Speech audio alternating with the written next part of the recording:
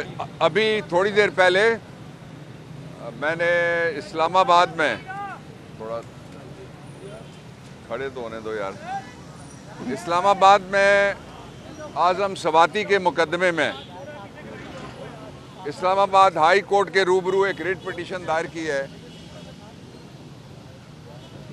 जिसमें हमने ये रिलीफ मांगा है कि आज़म सवाती के ख़िलाफ़ जितने भी मुकदमात हैं वो सेक्रेटरी इंटीरियर को बुला के हिदायत की जाए कि उसकी कॉपीज़ दें और डिटेल्स दें हमें कि वो मुकदमात के कहाँ पे दर्ज हो रहे हैं। जो ताज़ा तरीन मेरे पास मालूमात हैं उनके मुताबिक अभी तक आज़म सवाती के ख़िलाफ़ 22 FIRें काटी जा चुकी हैं। सुप्रीम कोर्ट ऑफ पाकिस्तान ने 2018 में एक जजमेंट दी है जिसमें 7 जजेस थे, चीफ जस्टिस समेत। उसमें उन्होंने कहा है कि कोई एक ऐसा वक़ूआ जिसकी एक FIR हो जाए उस पर दूसरी FIR नहीं कट सकती, और इसीलिए जो प्राइम मिनिस्टर इमरान खान साहब की FIR है वो भी नहीं काटी गई, जाली FIR पहले काट दी गई थी। लेकिन ये बड़े शर्म का मुकाम है कि एक 75 साला लेजिस्लेटर जो हाउस ऑफ फेडरेशन का मेंबर है उसको पहले कस्टोडियल टॉर्चर का निशाना बनाया गया, और कल उन्होंने मैजिस्ट्रेट के सामने इस्लामाबाद में ये बयान दिया आज़म सवाती ने ऑन रिकॉर्ड। मैं उनकी वकालत कर रहा था वहाँ पे कि उनकी जान को ख़तरा है, इसलिए बहुत सारी FIRें करके किसी जगह कहेंगे पुलिस मुकाबला हो गया, किसी जगह कहेंगे कोई मार के चला गया। इसलिए फौरी तौर पे हम उसकी रिहाई का आज आज़म सवाती की लाएअमल बनाएंगे, इसीलिए मैं इस्लामाबाद से आया हूँ। दूसरा ये कि जो इमरान खान ने असम्बलियाँ छोड़ने का जो ऐलान किया है, पूरे पाकिस्तान में सारे सेन लोग जिनको शऊर है कि वतन क्या है, जिनको अकल है कि मईशत क्या है, जिनको समझ है कि गवर्नेंस क्या है, और जिनके दिल में दर्द है कि पाकिस्तान का मुस्तकबिल क्या है और क्या होना चाहिए, में गिर चुके हैं, वो सारे के सारे इस पर बहुत खुश हैं। इंशाअल्लाह उसके बारे में भी गुफ्तगू होगी और उसके बारे में भी फैसला होगा। और जब हम असम्बलियाँ छोड़ेंगे तो तकरीबन पूरे पाकिस्तान में 800 के करीब जो नशिस्तें हैं उनमें से तकरीबन 600 से थोड़ी कम नशिस्तें उन पर इंतखाब कराना पड़ेगा। पाकिस्तान के पास ना इतने पैसे हैं, ना इलेक्शन कमीशन के पास कैपेसिटी है कि वो 8-9 महीने के अंदर अंदर 2 दफ़ा 600 और 900 इंतखाबात मुनक्कद करवा सकें। उनसे तो 20 नहीं होते, 20 में 40 जगह धांधली होती है। तो इसलिए जो PDM की गवर्नमेंट है उसके पास और बाकियों के पास कोई रोड मैप नहीं है पाकिस्तान को बचाने का। इंग्लैंड के अंदर 4 प्राइम मिनिस्टर एक टर्म के अंदर बदले हैं, जमहूरियत को कोई ख़तरा नहीं आया, इसलिए कि वो इलेक्शन करा लेते हैं, वो फिर चले जाते हैं पब्लिक के पास। 2 दफ़ा उन्होंने ब्रेग्जिट के ऊपर रेफरेंडम कराया। तो इसलिए जो पाकिस्तान का मफरूर इटालियन माफिया है आजकल, किसी ज़माने में सिसिलियन माफिया होता था, वो रास्ता नहीं रोक सकता। 2 चीज़ें मैं क्लियर कर देना चाहता हूँ कि असम्बली तोड़ने का इख्तियार जिस तरह मरकज़ में वज़ीर आज़म के पास होता है, इसी तरह से आइन के मुताबिक ये इख्तियार वज़राए आला के पास है।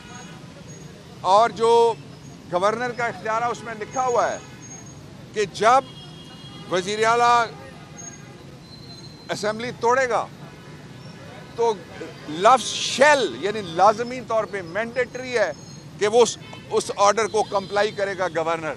इसलिए भागने का कोई रास्ता नहीं है, फरार की राहें मत तलाश करो।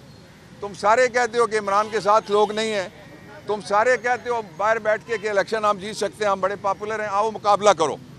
लोगों का फैसला जिसको कहते हैं असल सॉवरन, वो वोटर होता है, इसलिए वोट के एहतराम का मौका है, सारे आए आके मिलके इलेक्शन लड़ते हैं। अच्छा, कौमी असम्बली भी तोड़ी गई थी।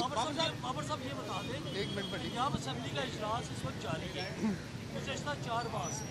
क्या जारी इजलास के दौरान अपोजिशन जो पंजाब में है वो अदम एतमाद की तहरीक ला सकती है, या जारी इजलास के दौरान गवर्नर पंजाब वज़ीर आला को एतमाद का वोट के लिए कह सकते हैं जब सेशन जो है वो कंटिन्यूअस है? देखिए, वज़ीर आला को गवर्नर नहीं कह सकता, किस बुनियाद पे कहेगा? अगर कोई नो कॉन्फिडेंस मोशन आए और नो कॉन्फिडेंस मोशन के ज़रिए से अपोजिशन ने अपने नंबर्स, अक्सरियत, 1 वोट की अक्सरियत वो साबित करना होती है, इसलिए this is out of question. दूसरा ये है कि जिस वक्त भी वो लेके आए, जो मर्ज़ी लेके आए, उनके पास अक्सरियत नहीं है, इसलिए उनको सिवाय शर्मिंदगी, नदामत और हाउस के अंदर जिस तरह पहले हमजा के पर काटे गए थे कुकड़ी समेत, इस तरह दोबारा कटेंगे। अच्छा ये बताइए, कौमी असम्बली में भी आप हवाला दे रहे हैं, वज़ीर आला जो है असम्बली में तोड़ सकते हैं, उसी आइन के तहत अगर अदम इत्तेफाक की तहरीक आ जाए तो वज़ीर आला ये इख्तियार खो देते हैं।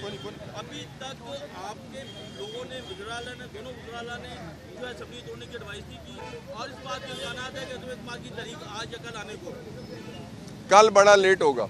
अच्छा बिलाल साहब, ये बताइए, कौमी असम्बली भी तोड़ी गई थी, कौमी असम्बली भी तोड़ी गई थी, लेकिन कौमी असम्बली जो है वो सुप्रीम कोर्ट की तरफ से बहाल कर दी गई। अगर यहाँ भी तोड़ी गई तो क्या यहाँ पर जाकर ये एक असम्बली नहीं है, ये असम्बलियाँ हैं। हम बहुत सारी जगह पे हैं असम्बलियाँ। हुकूमती हल्कों की जानब से कहा जा रहा है कि गवर्नर राज की बात, खास तौर पे जावेद लतीफ़ साहब ने कहा है कि गवर्नर राज लग सकता है, तो क्या कहेंगे? इतने गल आ गई है। हाँ जी सर, मैं तबसरा नहीं करता फिर। आप ये समझें, ये जो हक है ना, हक पे खड़े रहना और हक को बोलना, ये दूर से लगता है तन्हा हो गए लोग। आप खान साहब को देखें, तन्हा दिखाई देने, सारी जमातें मिलकर उनके खिलाफ हैं, लेकिन आज भी पाकिस्तान के अवाम उस हक की आवाज़ के पीछे जो है 80% से ज़्यादा अवाम उनके साथ है। सेम एग्जैक्टली इसी तरीके से बोल की कहानी है भाई, बिल्कुल अलग आपको तन्हा दिखाई देगा, हर जगह आपको खड़ा हुआ नजर आएगा, हटेगा नहीं किसी चीज़ से। और उसके साथ भी 80% अवाम अगर आज आप देखें तो उसे बोल दिख रही है।